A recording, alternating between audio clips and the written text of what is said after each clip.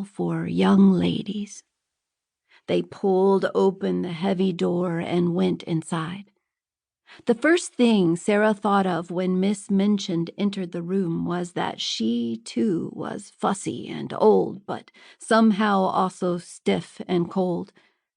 Miss Minchin smiled a fake and fishy smile. "It will be a great honor to take care of such a clever and beautiful child, Captain Crewe," she flattered Sara. Sara thought about Miss Minchin's words. She supposed that she was clever for her age. She had often heard people say so to her papa. Miss Minchin was right about that. However, although mistaken, Sara was thinking that she was not beautiful at all. "I am the skinniest, ugliest girl in the world," she thought. "Miss Minchin is a big storyteller." Later she would learn that Miss Minchin said the same things to each parent who brought a child to her school. Sara listened while her papa and Miss Minchin talked.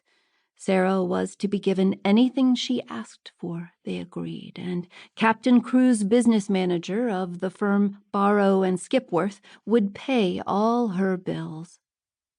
At the school she was to have a pretty bedroom and sitting room of her own, toys and treats to eat, along with a pony and carriage. To replace her Indian nanny, her Aya, who was so devoted to her, she would even have her own French maid, Mariette. Another little girl might be spoiled by such pampering, Captain Crewe said, but not his Sara. And for a friend while her papa was away, Sara would have a special doll she had named Emily. Emily was one of the gifts Captain Crewe and Sara had bought during the previous day's shopping. He had also bought her dresses and hats, trimmed with feathers and fur, tiny gloves, scarves, and many pairs of silk stockings. The saleswomen had whispered to each other that Sara must be the daughter of an Indian prince or a Rajah. But of all the new things, Emily was Sara's favorite. With her bright blue eyes and shiny hair and the matching clothes they had picked out together, the doll looked almost human, like Sara's little sister. Best of all, she seemed to really listen when Sara talked, which was unusual for a doll. After seeing hundreds of dolls that day, Sara knew Emily the minute she saw her in the window. It was like recognizing an old friend. The evening before he was to return to India, Captain Crewe took Sara to Miss Minchin's to spend her first night alone. As they said goodbye, Sara sat on her father's lap and stared at him.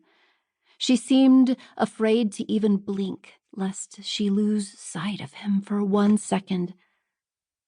"Are you trying to learn me by heart?" he asked. "No," she answered. "I already know you by heart. You are inside my heart." And, closing her eyes only then, she hugged him as if she would never let go. After her father left, Sara went to her room and closed the door. Hours went by without a peep to be heard from inside. Miss Minchin's fat and frumpy sister, Miss Amelia, didn't know what to make of it. "Well, at least she isn't kicking and screaming like some of them do," Miss Minchin said tartly. Miss Amelia had unpacked Sara's things earlier and hadn't known what to make of them either. Although Miss Amelia was more sweet-natured than her sister, it was sometimes hard to tell since she was afraid to disobey Miss Minchin. "They are ridiculous," Miss Minchin said. "That child has been spoiled as if she were a little princess." Miss Amelia nodded in agreement. "Still," Miss Minchin added, "I do believe that Sara will make us look good at the head of the line when we take the girls to church on Sunday." Miss Minchin was very worried about how she looked to the rest of the world. She hoped that Sara would be a model pupil in more ways.